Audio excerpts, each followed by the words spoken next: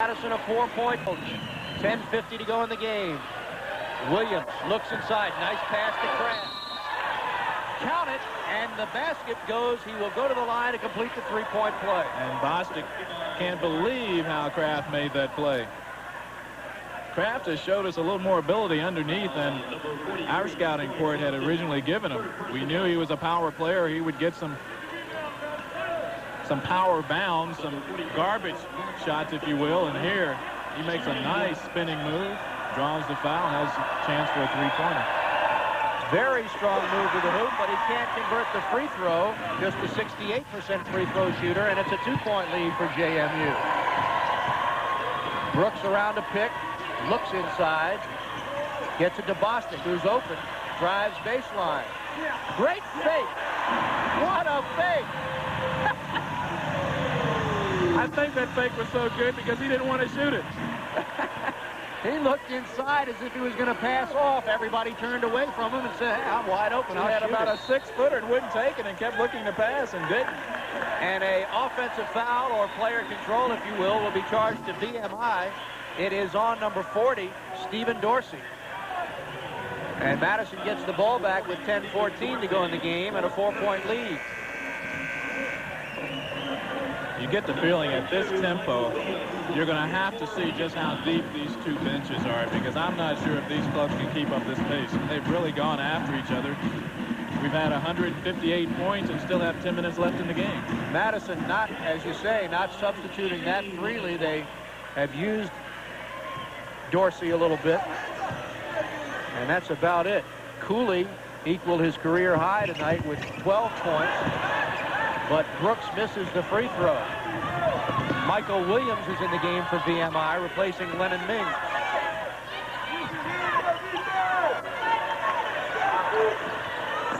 Long jumper's no good, but no one to get the rebound for Madison. And Mings lays it off the glass, cutting it to a 2-point lead. We saw Brooks miss that foul shot, and that's one of the things you have to guard against when you get a little tired, too. It's a little easier to make them earlier in the game, but when you get a little tired down the stretch, when they really start to count, and you don't have enough wind or enough leg, that's when a conditioned player shows. Mings takes control on the defensive rebound as the long jumper was no good, and VMI with a chance to tie or perhaps take the lead with a three-pointer. Inside, Michael Williams scores, and this game is tied at 76. 9:18 to go in the contest. And VMI's not backing off.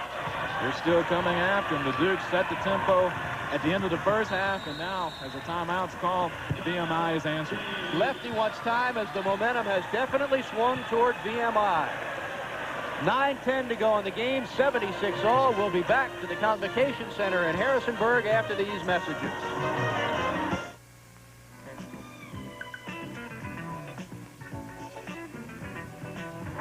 I've been president of James Madison University for 18 years, and I am just as excited today as I was in January 1971. This is an exciting place. We have combined here outstanding students, a superb faculty, great facilities to provide one of the premier undergraduate educational programs in the country. I hope that you have an opportunity through this telecast and a personal visit to realize how exciting JMU is, and that you will join us in an opportunity to become the best.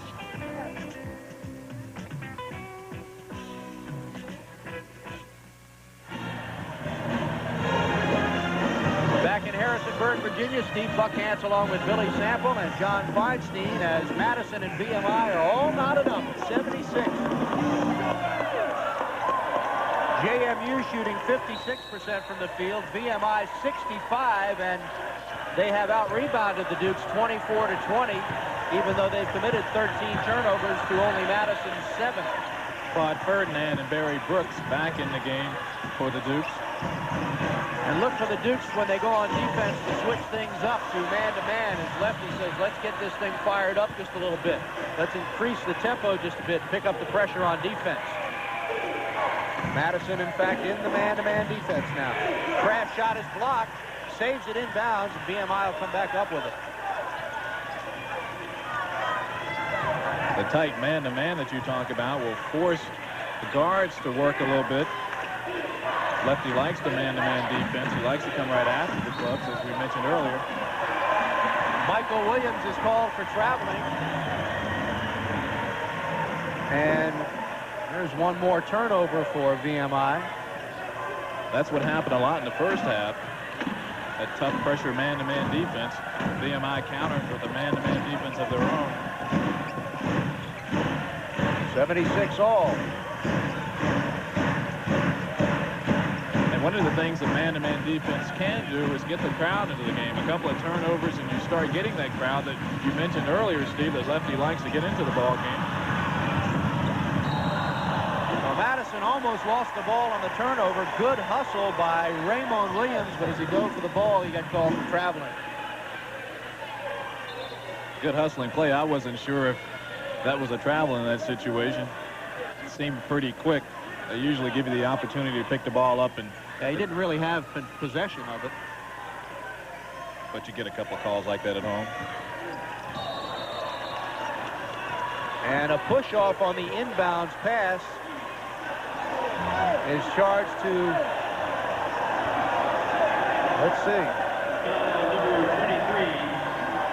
Claude Ferdinand of the Dukes gets charged for the push, and that is the 7th team foul, so we'll be in the 1-and-1 situation the rest of the way.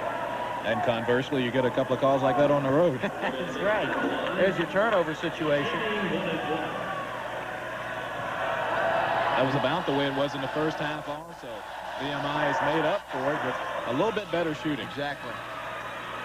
And some pretty good defense, too. They've taken Madison out of the rhythm that the Dukes used in the first half. Madison threatening to really blow this open. They had an 11-point lead. But VMI got back into it with good shooting and controlled things on the boards as well. Mings is 5 for 5 from the free throw line tonight. And VMI takes the lead at 78-76. Laid in nicely by Barry Brown.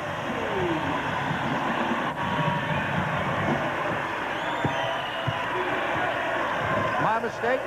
Cooley gets the basket. And it's a tie game at 78.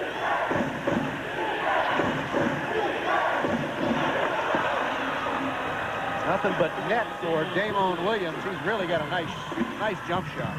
And he's a short-looking 6'2". You don't think he could get up over a taller opponent, but he's got good jumping ability. As Brooks answers. He answers beautifully. They're trading baskets now. And it's tied again at 80. I tell you, no matter who wins, if you can't get excited and bring some people out for this kind of basketball, then I don't think you're going to draw anywhere. And for Lefty, this is with a team that, as you say, was picked by many to be at the bottom of the Colonial Athletic Conference, a team with not a whole lot of experience, and with all of his transfers and recruits coming in next year. The team to beat in the Colonial Conference, at least from the people that I have read, American University, Navy, and Richmond, the defending champion last year. Cooley all the way. Can't get it to go. He couldn't control the ball and couldn't lay it in. You're right. AU has been picked to win the conference, and Richmond with what looked to be a rather big upset against Wake Forest last night. Although Wake does not have a very strong team this year, but anytime a CAA team beats an ACC team, you got something to talk about. Well, Richmond pulled a couple of upsets last year, finishing in the final 16. They beat Indiana and beat Georgia Tech, so they're capable. Well, Tarrant really doing a good job doing it. They have a super program. You see Damon Williams, who Billy mentioned had that bad foot coming in, and he looks like he has re-injured it just a bit. As Lefty's calling for a timeout on that play.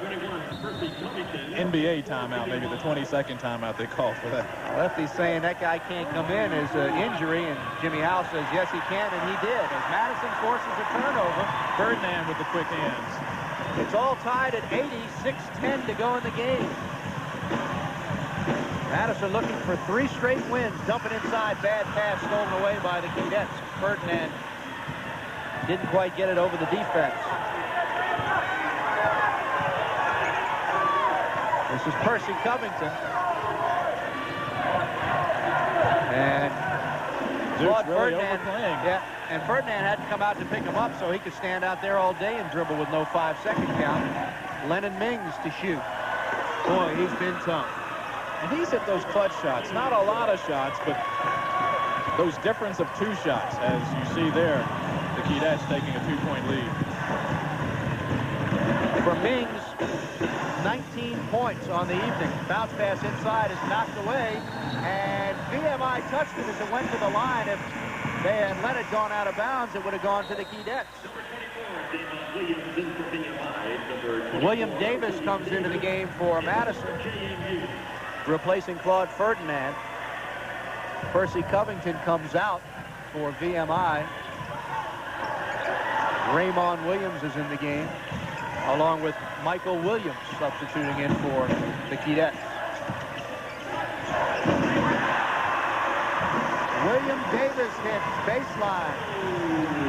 A freshman from Cardozo High in Washington. He'll be around here for 3 more years.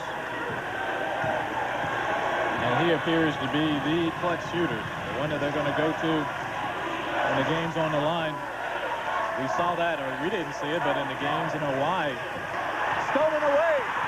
Here's Cooley.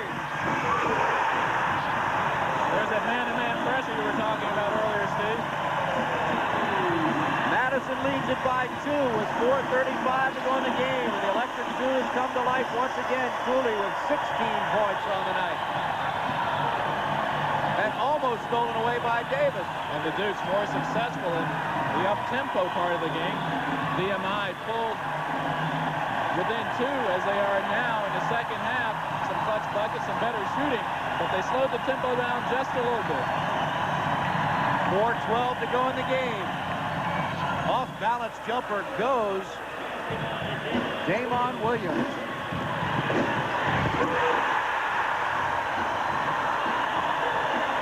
Caught the Keydets napping. Either that or tired. Terrific play inside for JMU, and once again they trade baskets, and Madison leads by 2. And a player control foul will be called on Raymond Williams.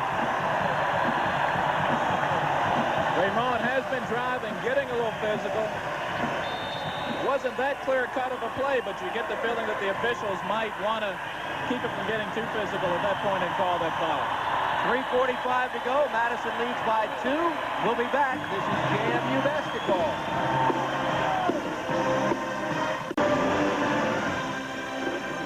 3:45 to go in the game. As you see, Madison leading by 2 as Lefty's debut is a frantic one here at James Madison University's Convocation Center. Well, it's a good game. Cantafio said, Joe Cantafio, VMI's coach, they're going to come after. He said it's all nice, and Lefty means a lot to basketball and means a lot to the CAA, but we come to win this game. Davis travels with a basketball. He shifted his pivot foot when he caught it to make that move, and the official was right on top of it. A costly turnover for the Dukes with 3:27 to go. Lefty urging his team on defensively. VMI trails by 2. Here's Williams. He's just taking control of the game. Damon Williams with his 25th point of the night. William Davis is hurt on the floor. And the trainers are there to take a look at him. Looks like could be a knee or an ankle. Claude Ferdinand giving assistance. And he looks like he's perhaps twisted the ankle or the knee rather badly. And that's a tough blow because you know he's not afraid to shoot in clutch situations, and he has put in some points from the outside. It really is. Damon Williams, leading scorer in this game with 25 points. He's 11 for 15 from the floor and 3 of 3 from the free shot line. as the game is tied at 86 with 3:15 to play. Madison to inbounds against full court pressure. Anthony Cooley up over the timeline. And fortunately, as we mentioned earlier, as that ball almost gets away from Brooks, the Duke's big men can handle the ball. So in that situation, they're not going to be at a disadvantage. Brooks drove all the way to the baseline and picked up the foul. He'll go to the line to shoot two.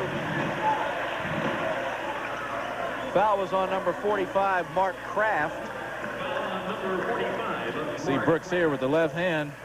Kraft, well, probably should have stayed there. Yeah, he threw his hip into him, but you're right, he had position and then moved.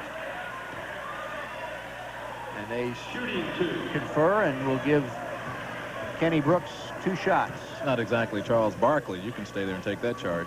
That's right. 6 feet, 157 pounds. Kenny Brooks, a sophomore this year.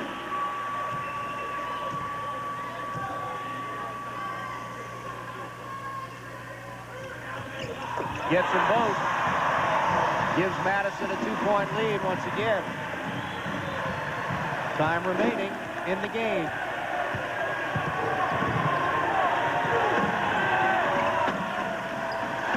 Mings, boy, he is on fire. Well, that play is set up by Damone Williams. Cooley can't handle him out there. Cooley is quick, but he's quick for a forward. Williams is just taking him as a guard and just really taking him any way he wants to at the moment and coming up with this game-high point. Inside. Nice move by Bostic as Steve Dorsey committed himself and gave up the baseline. Once again, the Dukes with a 2-point lead.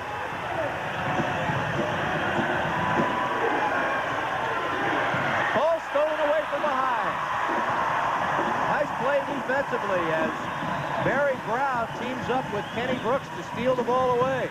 And with 2 minutes to go, Madison has the ball and a 2-point lead. All the way inside, Cooley.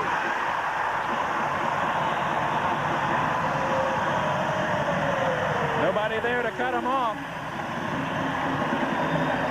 JMU by 4 with 1:42 to go. Cooley with 14 points. That's a career high for him. VMI a bit disoriented here as they set up the offense.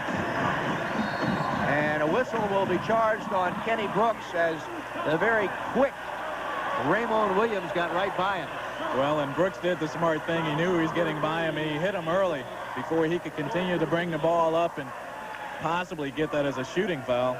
As you see him touch him with the right hand immediately when he felt that Raymond Williams was going to go by him.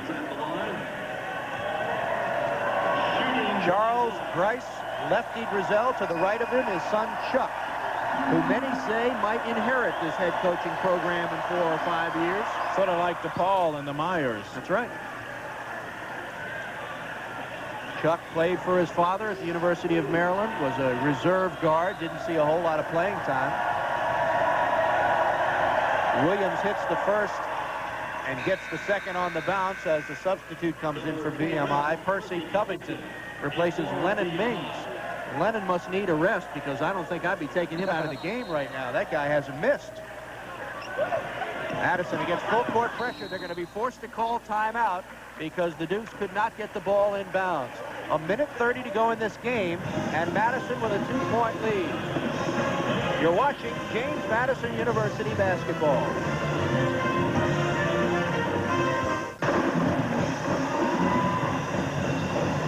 As you can see, this ball game is far from over with 1:30 left, and Madison with a 2-point lead. Steve Buckhantz along with Billy Sample from Harrisonburg, Virginia, as the Dukes try to win for Lefty's coaching debut here in the Shenandoah Valley. Almost thrown away on the inbounds. And again, VMI with full court pressure. Madison beats it over the timeline. And VMI with their quick lineup, they're going to go on offense to a 3-guard offense, and they have a little more quickness on defense, but not as much height.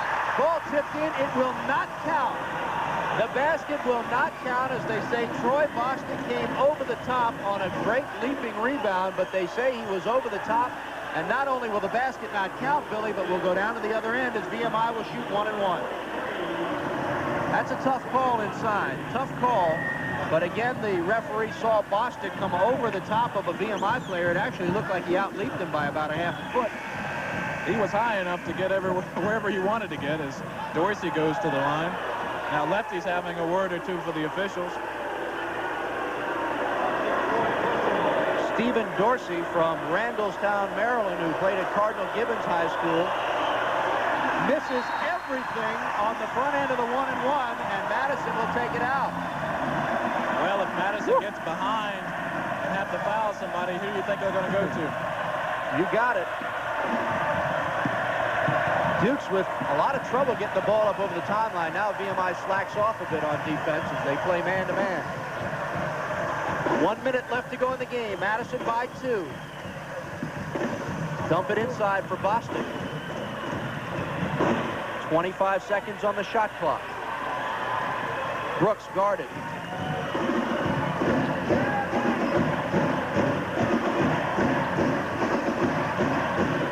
Inside, and they can't get the basket to go down. Claude Ferdinand had a nice move inside, but couldn't stick the layup. There was a lot of contact there. I don't know whether that bothered his shot. Actually, he jumped into the defender. Williams got it. 92 all with 15 seconds left. Let's see if Lefty calls timeout. He's got 2 left. He says go for it. Brooks all the way. Shot goes up, won't fall, tip no good. Rebound goes. Count the basket, and he's fouled on the play.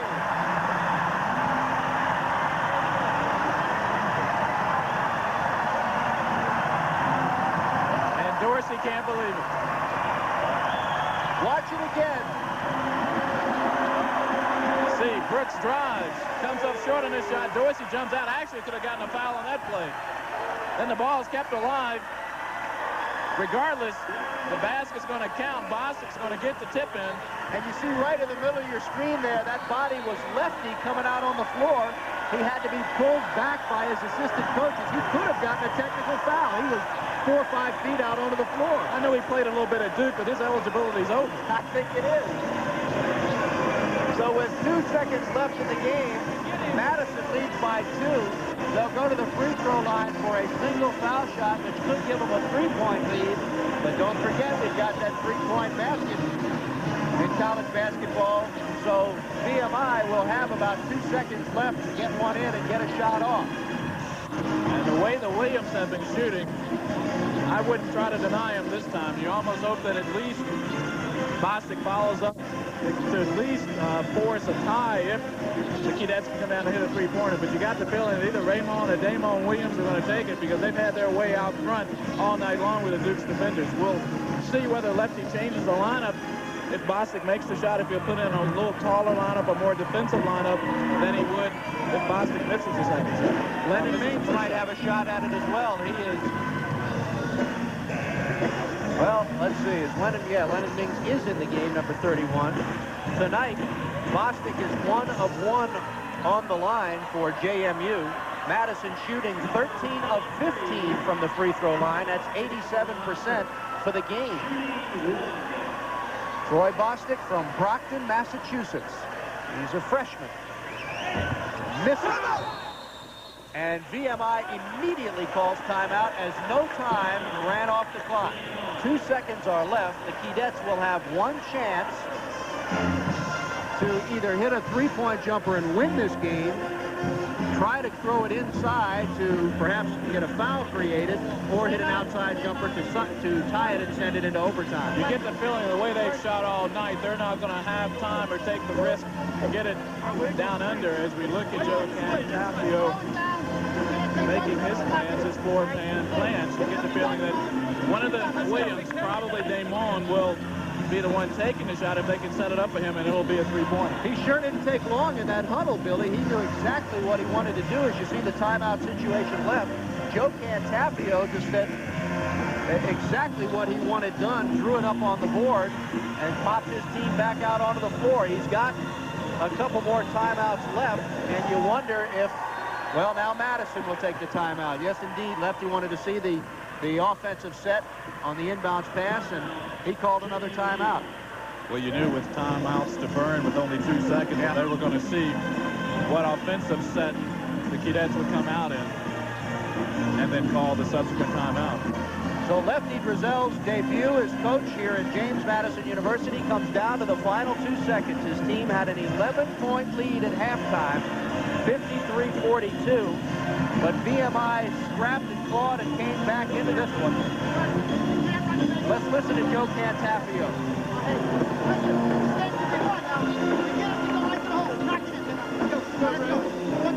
It sounded, Billy, as if he said, if we get it, we go right to the hole. So would he be looking for a long pass inside and try to muscle it up? Well, Steve, one of the things that you have to keep under consideration is that this is not a long 2 seconds. They had 2 seconds. He misses a shot. They grab the ball.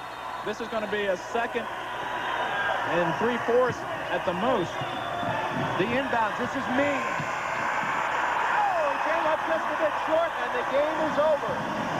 Lefty Driesell is successful in his home debut at JMU, stretching the Duke's record to 3-0 on the season, winning against VMI from the Southern Conference 94-92. Hey, it's an outstanding game. Lefty Driesell is standing by with John Feinstein. Let's go to them right now. John? Lefty, you just said to me, easy win, just like old times in Maryland, right? No problem, no problem. How come you decided not to call timeout on that last possession when the score tied?